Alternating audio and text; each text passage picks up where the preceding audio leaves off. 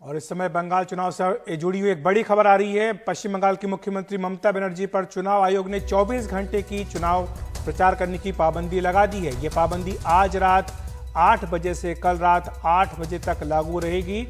चुनाव आयोग ने धार्मिक आधार पर भाषण देने को लेकर यह कार्रवाई ममता बनर्जी के खिलाफ की है। हमारी सहयोगी कादम्बिनी शर्मा हमारे साथ जुड़ गई है। कादम्बिनी, क्या मामला है?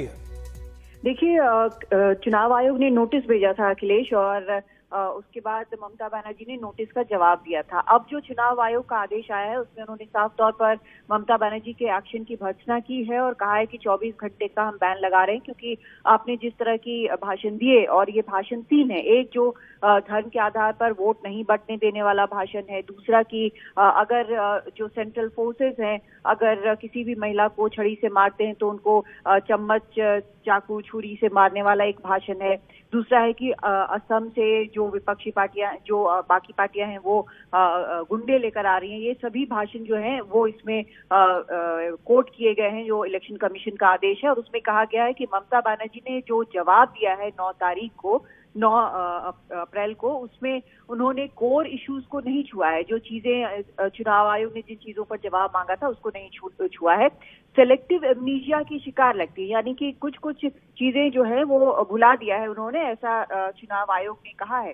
और कहा है कि जो उन्होंने भाषण दिए उसमें एक तरह से जो फिर से आरोप लगाया उन्होंने सेंट्रल फोर्सेस पे।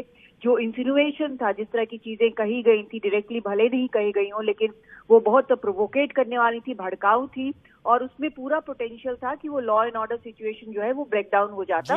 तो ये सभी चीजों को उनके जवाब में ध्यान में रखते हुए चुनाव आयोग ने न सिर्फ भर्त्सना की है बल्कि 24 घंटे का उनके ऊपर प्रतिबंध भी लगाया है। अब वो कल रात 8 बजे तक प्रचार नहीं कर पाएंगी। दूसरी तरफ 17 तारीख को जो वोटिंग होनी है अखिलेश, उसके 3 दिन पहले कूच बिहार हिंसा को देखते हुए 3 दिन पहले ही चुनाव प्रचार सभी पार्टियां रोक देंगी।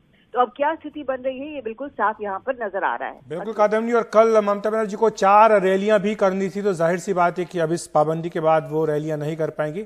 देखना होगा कि क्या इस फैसले को, इस आदेश को तृणमूल कांग्रेस अदालत में चुनौती देती है या नहीं।